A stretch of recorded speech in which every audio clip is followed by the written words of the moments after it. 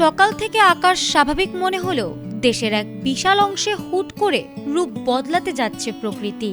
ঝকঝকে রোদের মাঝে আচমকা ধেয়ে আসতে পারে কালবৈশাখীর মতো ঝোড়ো হাওয়া আর বজ্রবৃষ্টি। আবহাওয়া অফিস জানিয়েছে, দেশের একটা বড় অঞ্চলের জনজীবন ও নৌ চলাচল ওলটপালট করে দিতে পারে এই বৈরী আবহাওয়া। কিন্তু হঠাৎ করে কোন কোন এলাকার দিকে ধেয়ে আসছে এই দুর্যোগ? আবহাওয়া অধিদপ্তরের সর্বশেষ পূর্বাভাস অনুযায়ী শুক্রবার দুপুরের মধ্যে দেশের 14টি অঞ্চলের ওপর দিয়ে পশ্চিম বা উত্তর পশ্চিম দিক থেকে ঘন্টায় 45 থেকে 60 কিলোমিটার বেগে অস্থায়ীভাবে দমকা অথবা ঝোড়ো হাওয়া বয়ে যেতে পারে। সেই সাথে বজ্রসহ বৃষ্টিপাতের প্রবল সম্ভাবনা রয়েছে।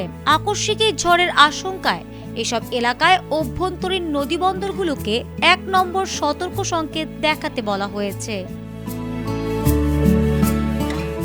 ঝড় বৃষ্টির আভাস থাকা অঞ্চলগুলো হলো রংপুর, দিনাজপুর, রাজশাহী, বগুড়া, টাঙ্গাইল, ময়মনসিংহ, খুলনা, বরিশাল, পটুয়াখালী, নোয়াখালী, কুমিল্লা, চট্টগ্রাম, কক্সবাজার এবং সিলেট।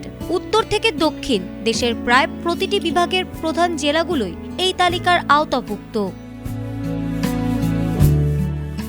আবহাওয়াবিদরা জানিয়েছেন, শুধু এই 14 জেলাই নয়, পরবর্তী 24 ঘন্টায় সারা দেশের অনেক জায়গাতেই হালকা থেকে মাঝারি ধরনের বৃষ্টি বা বজ্রবৃষ্টি হতে পারে। সেই সাথে আকাশ মেঘলা থাকার কারণে দিনের তাপমাত্রা কিছুটা কমতে পারে। তাই দুপুরের জরুরি কাজে বাইরে বের হওয়ার আগে সবাইকে ছাতা সাথে রাখার এবং সতর্ক থাকার পরামর্শ দেওয়া হয়েছে। হুট করে ধেয়ে আসা এই বৈরী আবহাওয়া সাময়িক ভোগান্তি তৈরি করলেও বৃষ্টি শেষে তপ্ত গরমে কিছুটা স্বস্তি মিলবে বলে আশা করা হচ্ছে। তবে নদীপথের যাত্রী এবং সাধারণ মানুষকে সর্বোচ্চ সতর্ক থাকার আহ্বান জানিয়েছে প্রশাসন। যে কোনো অপ্রীতিকর পরিস্থিতি এড়াতে দুপুরের এই ঝড় বৃষ্টির সময়টায় সবাইকে নিরাপদে ঘরের ভেতরে বা নিরাপদ আশ্রয়ে থাকার পরামর্শ দিচ্ছেন বিশেষজ্ঞরা। ফারহানা হক, ATN বাংলা।